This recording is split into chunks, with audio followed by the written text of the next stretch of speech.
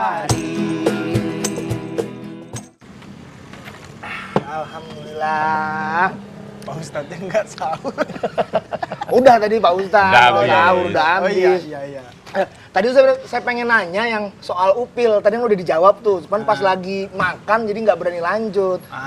Selanjutnya itu apa? Yang kentut di kolam renang. Betul. Nah itu belum tadi tuh. Oh tadi yang upil juga belum lanjut. Upil itu kan kembar ya. Ada upil dan ipil. Itu Upin.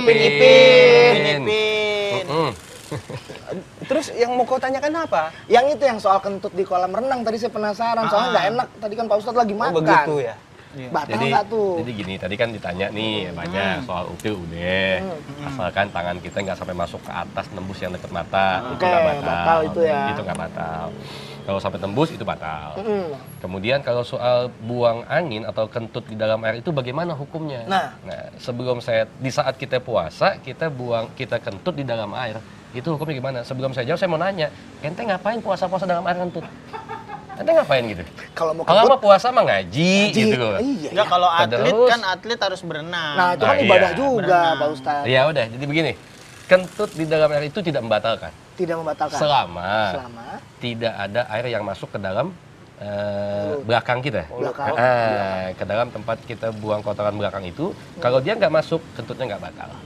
Tapi kalau dia masuk, berasa itu ada masuk, maka batal puasanya. Kalau ada atlet lain yang kena kentut terus mabuk, itu batal atlet yang mabuk itu. Itu kentutnya keterlaluan. Kok bisa ngerusak kolam renang? Nah, Kalau ada atlet lain kena kentut, kemudian dia batal nggak? Pertama tergantung. Kalau dia nggak keminum airnya dia nggak batal. Tapi yang pasti apes aja itu atlet gitu loh. Iya ya. Baik, apalagi keramas? Batal? Keramas? Enggak. Keramas itu nggak batal selama itu yang digunakan airnya itu nggak masuk ke mulut, nggak masuk ke kuping. Tapi meskipun keramas itu tidak membatalkan, ulama sepakat untuk menganjurkan kepada umat Islam hati-hati. oke. Kalau nggak penting-penting banget ya nggak usah. Karena khawatir nanti begitu kita mandi kan, gitu ya, begitu kita mandi atau kita keramas itu ada yang masuk ke telinga atau masuk ke mulut. Mulut. Misal contoh Bang Wawan, Iya. begitu mandi segala macam kan, gitu kan, begitu kita basah lidah kita kalau dikit nadangin. Itu mah sengaja. Nah, itu batal gitu. Itu sengaja. Cuma kan ada patah mengatakan mencegah lebih baik dibandingkan Mengobati. Itu kurang kerjaan ya. Ngapain juga minum sampo? Ya, makanya. Sebetulnya mah kalau nyampo mah nggak pernah masuk kuping masuk mulut, kena mata biasanya. Oh, kalau mata nggak apa-apa. Nggak batal. Nggak apa-apa. Kalau mata nggak batal. Kecuali mata lu ada lidahnya, Jup. Baru batal tuh. Kalau kena mata nggak batal. Jadi yang batal itu lubang hidung, kemudian telinga, kemudian bagian depan dan belakang tempat kita buang kotoran itu batal. Oke, udah kejawab semua. Iya. Saya juga bingung Pak Ustadz nih, kenapa teman saya ada Pak Ustadz nanyanya malah seputar kotoran. Saya juga bingung. Tanya lu Jup, kadang-kadang begitu Jup, upil, yang kentut. Habis katanya batal, ya udah. Penasaran ya? Sampai nggak bisa napas pas lebaran. Jangan gitu dong. Banyak upil. Banyak upilnya. Ditahan-tahan takut batal ya. Akhirnya pas lagi salaman kok susah banget napasnya gue ya. Nah ini aku ada pertanyaan lagi. Apa nih? Kalau tidak salah, kan aku Nggak betul salah. ya. Kalau nggak salah betul. Kalau nggak salah betul. Terus ngapain pakai nanya? Ya Nggak usah udah, kalau nggak salah betul, konfirmasi. selesai sudah. Nggak usah konfirmasi lagi. Aku tadi mau nanya apa jadi lupa. Aku pernah mendengar bahwa Rasulullah itu menyampaikan bahwa orang yang kuat bukanlah orang yang jago gulat. Dalam kan? Dalam banget. Pertanyaannya, zaman Rasulullah itu apakah sudah ada Asian Games? Jadi Karena ada orang bergulat di situ. kalau ngomongin gulat bukan Asian Games sebetulnya Smackdown tepatnya. sebetulnya. Smackdown. Tapi bukannya Rasulullah juga ahli gulat kan, Jup? Jago makanya, gulat kan? makanya memang ditanya sama beliau tadi kan. Oh gitu. iya. Berarti yang paling hebat orang yang mampu menahan amarahnya. Iya. Begitu. Betul. Bukan yang jago gulat. Bukan. Percuma orang yang jago gulat ya.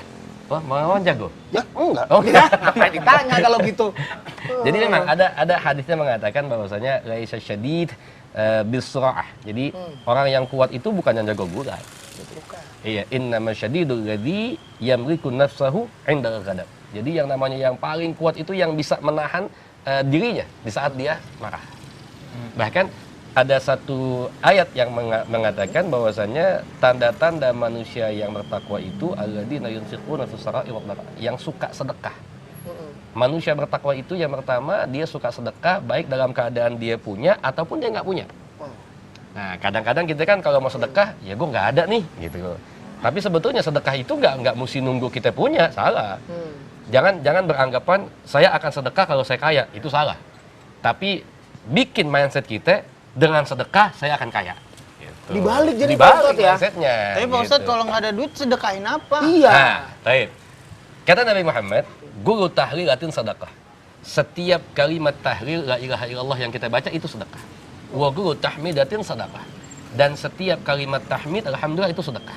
Wa guru takbiratin sedekah. Setiap kalimat takbir juga sedekah. Jadi salah satu bentuk adilnya Islam, sedekah itu nggak harus pakai uang doang. Kalau yang kaya dia bisa sedekah dengan uang, yang nggak punya uang, nggak punya harta, dia bisa sedekah dengan yang lain. Dia bisa senyum, ketemu teman, dia senyum. Tabassamuka ila wajhi akhika sedekah. Senyumnya kita dapat sedekah itu sedekah. Kayak gini biasanya saya lagi sedekah dong. Senyum. Nah, sedekah dong. Dengan catatan. Dengan catatan. Senyumnya yang jadi sedekah, itu yang ada lawan senyumnya. Sedekah. Jangan begitu buka pintu jam 3 pagi, nggak ada siapa-siapa, keingetan. Senyum sedekah. Senyum sendirian, itu nggak sedekah jatuhnya. Orang jadi suuzon. Gila nih gitu. Kasihan ya, senyum-senyum Kasihan. sendirian. Kalau senyumin gitu. ini kayak ngumpetin biskuit ini.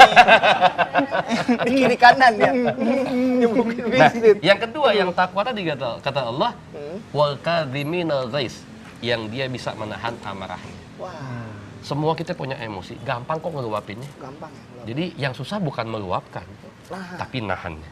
oke. Itu yang susah. Jadi kalau ada yang kita bikin kesel, kita bikin dia emosi, dia nggak kepancing, bukan berarti dia takut. Bisa jadi takwanya dia kepada Allah lebih hebat dibandingkan dengan kita. Makanya nggak kepancing. Gitu. Ada lagi nggak, Juk? Pak Ustadz, Apa? kalau dampak atau balasan apa kalau misalkan kita Dampak depan, dapat belakang. Tampak. Sorry, Pak Ustadz lebih plesetan juga nih, Juk. maafin. Ya, Gawat nih. namanya juga usaha. Betul. kan Pak begitu. Ustadz jangan ngelawak, nanti kita nggak kerja. Iya. Kalau pas ngelawak kita nggak bisa ceramah, Pak Iya, Ustadz. iya.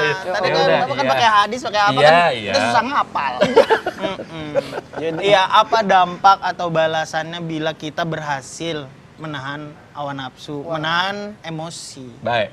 Jadi kalau kita di saat puasa kita berhasil melewati semua ujian, emosi kita ketahan, setan godain kita buat hawa nafsu kita ketahan, maka apa balasannya? Balasan kita akan mendapatkan surganya Allah Subhanahu wa taala.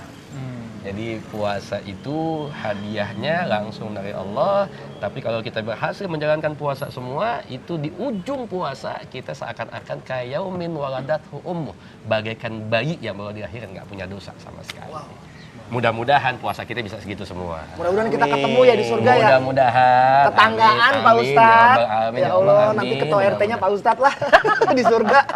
Iya, itu ada puasanya, puasa sebulan penuh puasa sebulan penuh puasa. Kok sairnya sama ya? Ini kalau ditungguin tuh 2 hari tuh nyanyi. Oh iya, sama juga. Itu lagunya Bimbo itu, enak. Lagu religi. Udah. Ini kayaknya udah Iya. mau subuh nih Pak Ini kita Ustadz. ngobrol nggak terasa. Udah mau subuh tuh. Ini, Kan udah ada yang ini lewat. jamaah udah pada mau sholat semua. Ini berarti siapa Pak Ustadz? Tunggu. Udah mau subuh berarti dengan ada yang lewat. Tunggu. Jangan Harus itu ditahan. siapa. Kalau begitu aneh duluan yang jalan. Aneh mau ke masjid, tapi jangan lupa pada sholat semua ya. Iya, Iya, iya. kalau habis kita rapi-rapi. Habis Ustadz. semua. Ayo Jangan tunggu di masjid. kemana-mana. Ya. Bantu dulu. Waalaikumsalam. Waalaikumsalam. Pak Ustadz makasih banyak ya. Warahmatullahi wabarakatuh.